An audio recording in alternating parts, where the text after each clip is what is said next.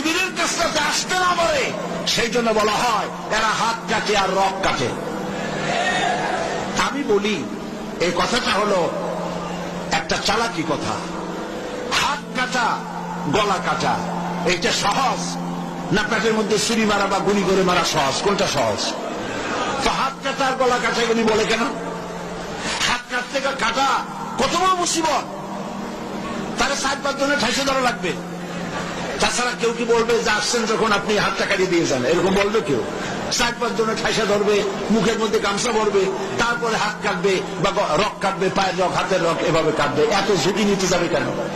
ছুরিটা, যে ছুরিটা দিয়ে হাতটা কাটবে, ওই ছুরিটা পেটের মধ্যে মুখের মধ্যে ঢুকায় দিলেই তো ছাড়লো।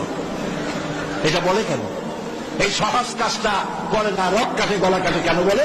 এই কথাটা বলে প্যানিক সৃষ্টি করতে চায়।